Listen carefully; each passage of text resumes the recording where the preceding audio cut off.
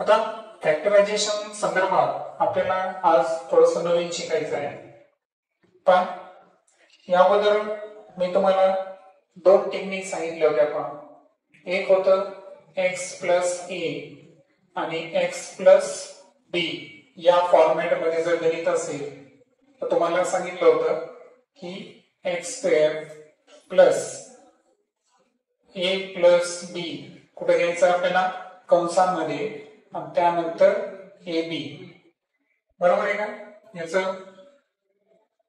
जो विस्तार आहे तो या सूत्राचा वापर करून करायचा हे आपण शिकलेलो आहोत.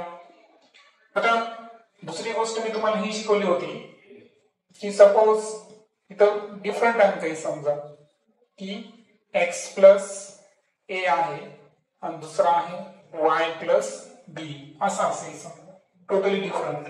यामध्ये तुम्हाला काय सांगितलं, तुम्ही x अगोदर घ्या, त्यानंतर दुसरा कंस जशाचा तसा, त्यानंतर a घ्या आणि दुसरा कंस जशाचा तसा. बरोबर? तर सारखे असतील तर हे आणि सारखे नसतील तर या ट्रिकनं तुम्हाला चालायचं होतं. बरोबर? आता आज फॅक्टरायझेशन मध्ये जे डिफरंट आपण लर्न करणार आहोत तर त्याचे काही एक्झाम्पल्स आपण घेऊ, हळूहळू तुमच्या लक्षात येईल. जसं की पहिल्या टाईपचं जे एक्झाम्पल आहे ते आहे x square plus 7x 7x plus 12. Okay, हे गणित मी घेतो. आता तुम्हाला इथे लक्षात ठेवायचं आहे की इथं पण प्लस आहे आणि इथं पण प्लस आहे, दोन्ही ठिकाणी काय आहे प्लस. तर फॅक्टरायझेशन करत असताना तुम्हाला मोस्ट इम्पॉर्टंट काय लर्न करायचं आहे की इथं किती अंक आहेत 12. म्हणजे तुम्हाला अशा दोन संख्या शोधायच्या आहे की ज्यांचं मल्टिप्लिकेशन किंवा गुणाकार हे काय पाहिजे, धन 12 पाहिजे. त्यानंतर अलीकडे जो अंक आहे तर x च्या सोबत कोणता अंक आहे इथं 7. तर 7 हा अंक त्या दोन संख्येची काय असली पाहिजे, बेरीज असली पाहिजे. काय असली पाहिजे, बेरीज असली पाहिजे. सो लक्षात आलं? दोन्ही ठिकाणी जर पाहिलं आपण, हा जो फॉर्मॅट आहे ना हा आहे ax square plus bx plus c या फॉर्मॅट मध्ये गणित असतात, हे तुम्हाला मी नंतर सांगेन. पण सध्या जर पाहिलं आपण तर 7 आणि 12 यांचा आपल्याला विचार करायचा आहे. धन 7 आणि धन 12 हे सुद्धा आपल्याला माइंड मध्ये ठेवायचं आहे. मग आता मला सांगा अशा कोणत्या संख्या आहेत बरं की ज्यांचा बेरीज ही 7 येईल आणि गुणाकार 12 येईल? अशा संख्या आहेत 4 आणि 3. हे झाले त्याचे फॅक्टर्स. हे काय झाले त्याचे फॅक्टर्स. मग तुम्हाला काय करायचं आहे, सुरुवातीला जो एक्स स्क्वेअर आहे तो ऍज इट इज द्यायचा. 7x ची कोड काय आली 4 आणि 3, तर त्याच्यासोबत सुद्धा x लिहायचा. 4x प्लस 3x मागं पुढे झालं तरी काय हरकत नाही. नंतर कोण आहे प्लस 12. त्यानंतर याचा एक गट करा, याचा एक गट करा. या दोघांमध्ये सामायिक कोण आहे बरं, दोन्ही ठिकाणी आहे असा x. मग x ला बाहेर घ्या. दोन पैकी एक x बाहेर घेतला, आत किती राहील, एक x राहील. हा x तर आपण बाहेर घेतलेला आहे, तो डबल घ्यायची गरज आहे का, नाही. शिल्लक कोण राहिला फक्त 4 प्लस 3x प्लस 12. याच्यामध्ये कोण सामायिक आहे का, कोण आहे 3, कारण 3 चौक 12 म्हणजे 3 सामायिक निघतं. 3 बाहेर घेतला, शिल्लक कोण राहिला x. 3 चा पाना 12 पर्यंत किंवा 12 ला 3 ने डिवाइड करा, 3 चौक 12. आता इथं पाहिलं तर x प्लस 4 हा जो ब्रॅकेट आहे हा किती वेळेस आला बरं या ठिकाणी, 2 वेळेस आला. म्हणजे 2 वेळेस आला त्याला तुम्हाला काय करायचं आहे, एकदाच घ्यायचा आहे. कंसाच्या बाहेर बघा इथं काय होते x, इथं कोण आहे प्लस 3 झालं. तर x square plus 7x plus 12 याची हे आहेत फॅक्टर्स. बरोबर आहे का, नाही. आता हे झालं फर्स्ट गणित. सेकंड गणित थोडंसं डिफरंट घेऊ आपण. पहा, दुसऱ्या गणितामध्ये घेऊ आपण x square minus 9x plus 14. Okay, आता यामध्ये प्रत्येक वेळेस सारखं तुम्हाला काय करायचं आहे, बेरीज किती पाहिजे, गुणाकार किती पाहिजे. बेरजेसाठी कुठे जाणार तुम्ही, सेंटरला. किती आहे बेरीज, -9. गुणाकार किती आहे, +14. पण आता बेरीज ऋण 9 आली पाहिजे आणि गुणाकार +14 आला पाहिजे, असे कोणते अंक आहेत का? तर पहा, -7 आणि -2 या दोन्हींचं जर तुम्ही ऍडिशन केलं तर मायनस मायनस ऍडिशन काय येतं, मायनसच येतं. पण मायनस मायनसचा गुणाकार हा मात्र काय असतो, प्लस असतो. सो फॅक्टर्स आले आपल्याकडं.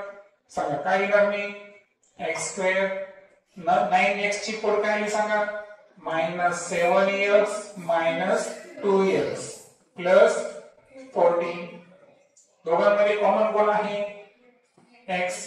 ब्रॅकेट मध्ये काय राहील, 2 पैकी एक घेतला x, आता बाहेर घेतला काय राहील 7. आता इथं मायनस आणि प्लस आहे, मायनस आणि प्लस असेल तर सरळ सरळ कॉमन कोण घ्यायचा, मायनस, आणि कंसामध्ये पण काय घ्यायचं, मायनसच घ्यायचं. लक्षात आलं, मायनस 2 च्या पाड्यात 14, 2 सती 14, म्हणजे 2 कॉमन घेऊ शकतो आपण. शिल्लक करायला इथं x. मी तुम्हाला म्हणलो की आपण बाहेर मायनस कॉमन घेतला, म्हणजे इथं प्लस जरी असेल तर इथं घेताना काय घ्यायचं आपल्याला, मायनस. कारण मायनस मायनस काय होणार आहे, प्लस. 2 7 जा 14.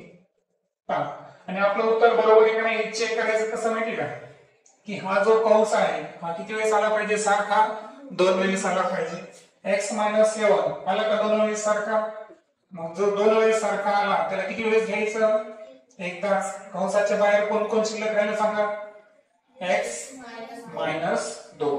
That is the answer. Okay. आता हे झालं दुसरीच पद्धत. तिसऱ्या याच्यामध्ये आपण थोडंसं आणखी डिफरंट घेऊ. पहा, तिसरे एक्झाम्पल मी घेतो, x² -x -20. हे एक्झाम्पल घेतो मी. आता या एक्झाम्पल मध्ये जर पाहिलं आपण तर आपल्याला ऍडिशन किती पाहिजे, इथं काहीच नाही म्हणजे काय असतो बरं, 1. काय असतो तिथं, जिथे कोणताच अंक नाही तिथं कोणता अंक असतो, 1 हा अंक असतो. म्हणजे इथं -x दिला, याचा अर्थ इथं कोण प्रेझेंट आहे, -1 प्रेझेंट आहे. आणि इथं मल्टिप्लिकेशन गुणाकार किती पाहिजे आपल्याला, -20. म्हणजे अशा कोणत्या दोन संख्या आहेत की ज्यांची बेरीज -1 आली पाहिजे मात्र गुणाकार -20 आला पाहिजे. कोणत्या संख्या असतील त्या, 5/20. फक्त 5 जी आहे मोठी, इथं मायनस आहे म्हणजे मोठी संख्या काय घ्यायची, मायनस, आणि लहान संख्या काय घ्यायची, प्लस. एवढंच आहे याच्यामध्ये, बरोबर. तर पहा, लक्षात घ्या, जेव्हाही इथं मायनस आणि इथं मायनस दोन्ही ठिकाणी मायनस आला असेल तर त्याची ट्रिक काय, की दोन संख्या ज्या आहेत त्यामधली जी मोठी संख्या आहे ती ऋण आहे आणि लहान संख्या काय पाहिजे, धन पाहिजे. किंवा जर इथे पण ऋण आणि इथं पण ऋण, दोन ऋण जर सलग आले, लक्षात घ्या, इथं काय होतं बरं, ऋण आणि काय होतं, धन. ऋण आणि धन आलं की याचा अर्थ काय धरायचं तुम्ही माहिती का, की दोन्ही संख्या ऋण आहेत. कारण दोन ऋण संख्येचा गुणाकार काय येतो, धन येतो. हे तर लक्षात ट्रिक काय तर लक्षात ठेवायचं, मायनस नंतर प्लस आला तर दोन्ही संख्या ऋण आहेत, पण मायनस नंतर मायनस आला तर एक संख्या ऋण आहे, एक संख्या धन आहे. पण इथं ऋण आहे याचा अर्थ मोठा अंक ऋण आहे आणि लहान अंक धन आहे. मग फॅक्टर्स नुसार जर गेलो आपण, x² -5x + 4x -20. सांगा काय कॉमन, x. करेक्ट कंसार x -5. 4×5 = 4 कॉमन निघू शकतो. सो x घेतला, 4 5 जा 20. सांगा आला का, x -5 दोनदा, किती वेळेस घेणार, एकदाच. कंसाच्या बाहेर x + 4 या पद्धतीने. ओके. आणि शेवटचं चौथ्या टाइपचं एक्झाम्पल घेऊ आपण, x² + 2x -63. आता इथं सुरुवातीला काय आला, प्लस, नंतर काय आला, मायनस, म्हणजे एक संख्या प्लस आहे आणि एक संख्या काय आहे मायनस. पण इथं प्लस आला सुरुवातीला, म्हणजे याचा अर्थ मोठी संख्या धन आहे आणि लहान संख्या ऋण आहे. मग सांगा आता फॅक्टर काय येतील त्याची. हा, प्लस 9 आणि -7. या दोघांचं पहा, 9 मधून 7 मायनस केलं तर +2 राहिले आणि 9 आणि -7 यांचं मल्टिप्लिकेशन केलं तर किती आलं -63. म्हणजे त्याचे फॅक्टर आले 9 आणि -7. So x² + 9x - 7x - 63. कोण निघतं कॉमन? x. कंसात काय राहील +9. आता इथं मायनस आहे, इथंही मायनस आहे. दोनदा मायनस म्हणलं तर मायनसला कॉमन घ्यायचं. मायनसला काय घ्यायचं? कॉमन. आणि कंसामध्ये प्लस ठेवायचं. दोन्ही ठिकाणी मायनस आलं म्हणून -7 मी घेतो. इथं x राहिला. 7 9 जा 63. x + 9 दोनदा आला. किती वेळेस घेणार? एकदाच. कंसाच्या बाहेर काय राहिला? x - 7. सो अशा पद्धतीच्या हे फॅक्टरायझेशन आहे.